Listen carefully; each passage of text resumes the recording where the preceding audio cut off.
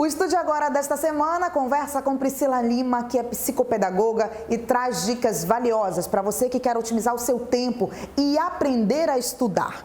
Para falar sobre isso, a gente já começa com essa pergunta: é possível aprender a estudar? É necessário, Daniela, aprender a estudar. É um prazer enorme estar aqui e falar desse tema que é tão importante. Cada sujeito tem uma forma de aprender diferente. Então, aprender a estudar é processual e muitas vezes a escola não ensina isso. Como é que eu vou identificar, Priscila, qual é a minha forma de aprender que é mais fácil, a forma que eu tenho de otimizar o meu tempo no estudo? Então, é um processo de autoconhecimento. Nós temos todo o sistema sensorial para a aprendizagem. Então, por exemplo, existem pessoas que são muito mais visuais. Então, ela precisa ver o conteúdo disposto, assistir uma videoaula, fazer desenhos, esquemas, mapas mentais. Existem pessoas que elas precisam ouvir muito mais. Então, elas vão ouvir um e-book, vão ouvir uma aula. Existem pessoas que precisam escrever, que aí eu tenho a motricidade funcionando e auxiliando a memória. Nesse momento, é um processo de autoconhecimento. O que pode ser feito, Daniela? Nós podemos fazer avaliações de capacidades técnicas, e de competências e habilidades para desenvolver uma metodologia sob medida para essa pessoa. Por exemplo, para quem vai estudar para concurso público, que exige muitas horas de estudo, é importante fazer essa avaliação antes de começar esse cronograma de estudos? Certamente. Até para que se faça uma metodologia adequada para o estudo e se construa um cronograma de estudo de forma particular. Porque quando nós falamos de muitas horas de estudo, nós precisamos ter a clareza que nós temos limitações físicas. Então, eu não vou conseguir estudar 8 horas. Eu preciso fracionar essas 8 horas. E o método que geralmente nós indicamos é o Pomodoro.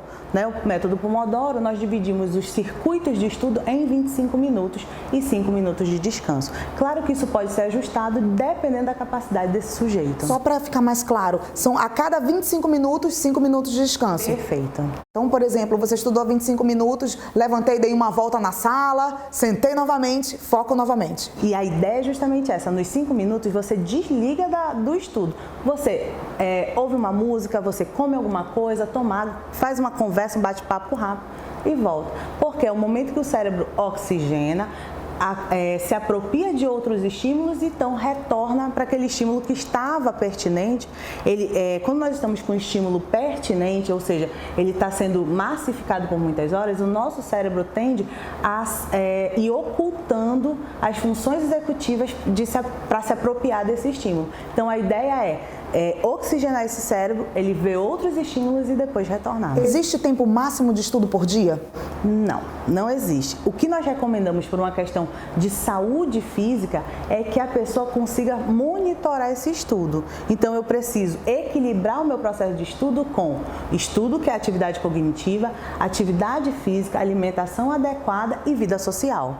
Então, se eu conseguir equacionar nas 12 horas, ou 20 horas que nós temos, dependendo do tempo de sono, que também é super importante, se eu conseguir equacionar todos esses elementos, eu tenho uma média adequada de estudo.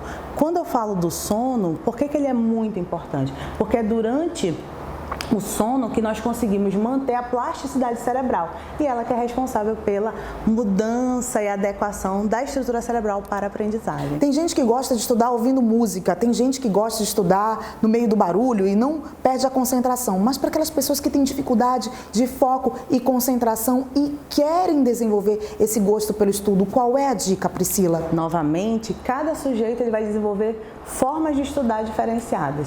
Nós temos, inclusive, ondas betas que auxiliam nesse processo de concentração, mas o ideal é construir a sua metodologia adequada, se conhecer e, a partir disso, construir um espaço adequado para o seu estudo. Quais são as dicas valiosas de Priscila Lima para a gente finalizar nossa conversa?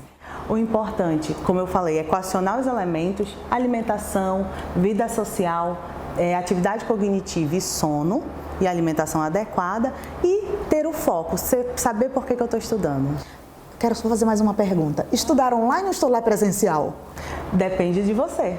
Existem pessoas que se adequam à estrutura online perfeitamente, não precisam da mediação ou da proximidade desse professor.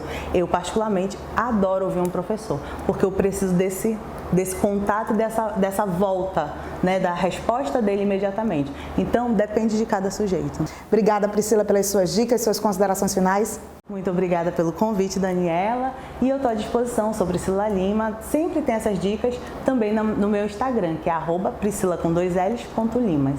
Obrigada, Priscila. Continue acompanhando as redes sociais da Assembleia, o site onde você confere o cronograma dos cursos oferecidos pela Escola do Legislativo. Todos são gratuitos e você também pode participar. A gente volta no próximo Estude Agora.